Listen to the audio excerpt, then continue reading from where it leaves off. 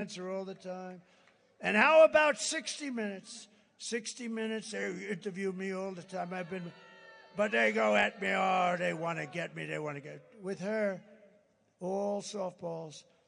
And she gives one answer that was so incompetent that you'd have her examined under Article 25, actually. She'd be gone. But it was so bad.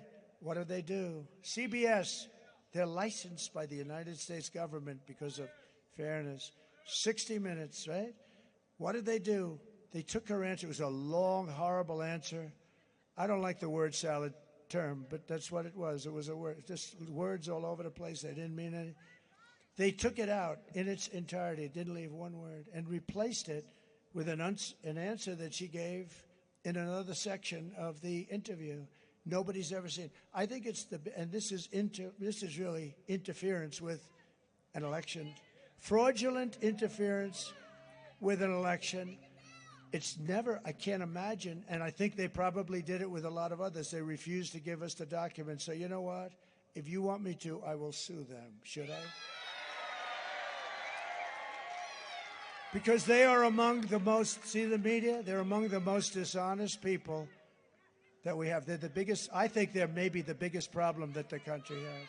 They lie and they cheat. So 60 Minutes, a news magazine, part of the news organization, they took the answer out and replaced it with a different answer. The presidency is a job held by Teddy Roosevelt, Abraham Lincoln, George Washington, Dwight Eisenhower, FDR, you could name them. This is a job that has to be held by somebody with a high level of intelligence. Would you trust Kamala Harris to talk to Russia or China and talk about keeping us out of war? I don't think so. Would you trust her to steer us out of an economic crisis? I don't think so. But nothing is more dangerous than to give immense power to a weak and not very smart person, just not a smart person. We need smart. In fact, I call for it, but I would love to have it.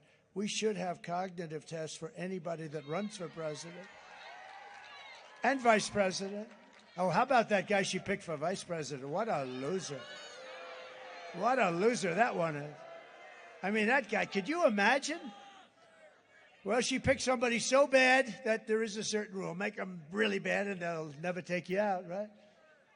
But you wouldn't put Kamala Harris in charge of a kindergarten class. She wouldn't be in charge of a kindergarten class. So at the end of the day, you need to ask yourself, can you afford to put someone this incompetent in charge of our country's future? The answer is no. And she shouldn't be there. She got no votes. She shouldn't be there. On top of it all, Kamala